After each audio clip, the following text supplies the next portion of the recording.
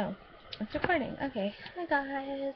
This is gonna be a little night vlog after just kind of reacting to the day, meaning just like events in my life, events in the news and stuff like that.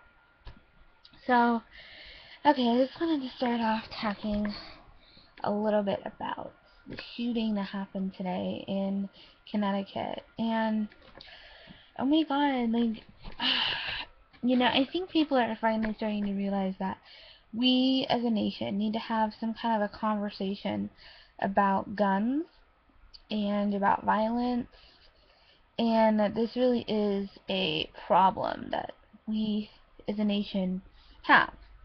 Now, a lot of people brought up gun control and like using today's events as an argument, saying, we need to impose stricter gun laws. But here's the thing. Here's my issue with that, which is that actually is a very liberal view that I don't agree with. So here, listen to why. Okay, in other nations like Canada and in Europe, so other nations that are like similar in industrialization to ours and stuff like that, that are seemingly more actually liberal, they have actually just as many, if not more, guns in some countries in terms of actual amounts of guns that are owned, like per person or whatever. So yeah, it's not really the guns in terms of like America has more guns. We don't have more guns, actually. We have equal, and a lot of countries actually have more guns than we do. Um, and their rates of homicide are like a 20th of what ours are. Annually, there's something like 15,000 homicides are committed every year, about that, and in the United States.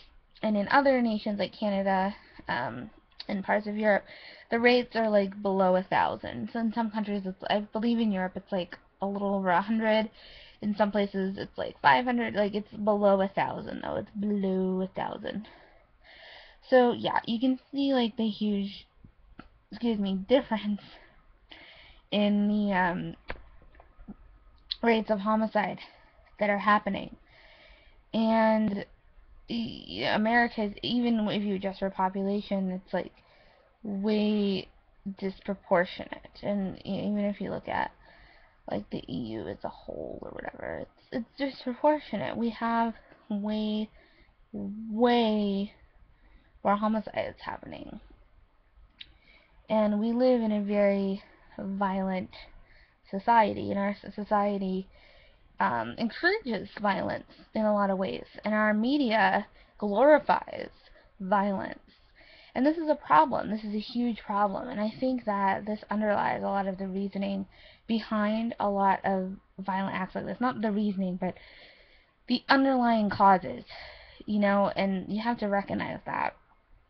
And because you can't, like, put something on TV that's showing somebody getting beat up and then like oh yeah, woohoo, like high five, like I am the most awesome person in the universe getting rewarded for violence, and then just expect that to not carry over into real life at all. You just can't like expect that to happen, because that's not how life works.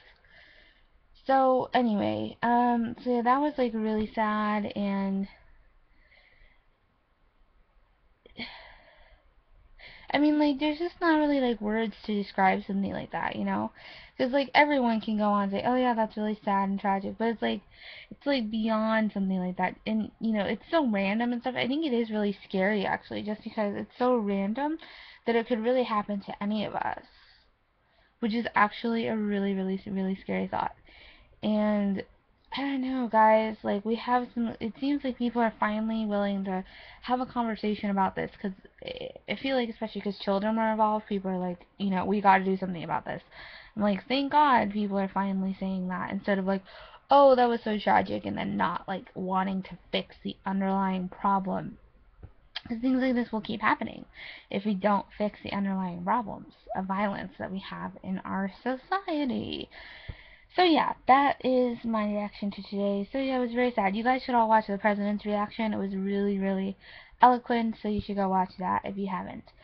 So yeah, that was like really sad and tragic, and you just like think about like what they must be going through and stuff, and oh my gosh, something like that would just, I think, affect you like for the rest of your life. Like, I'm not sure you could like live the same way, especially as like as a little child. And so that was just really sad.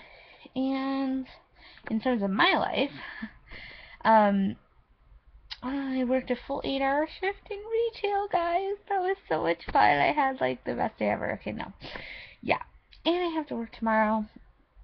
So yeah, I'm going to bed after I make this video. Because I have to work at 9:15 tomorrow morning, which is like so awesome. Work, like why do I have to work? I hate this job. This really sucks. And then I have to work for 3 more days in a row after that, and I'm already like exhausted. I'm already tired just like thinking about it. So yeah, guys, that is what is going on with me. Yeah, okay, so these are just some of my thoughts on things, and thanks guys for watching. I'll see you later. Bye!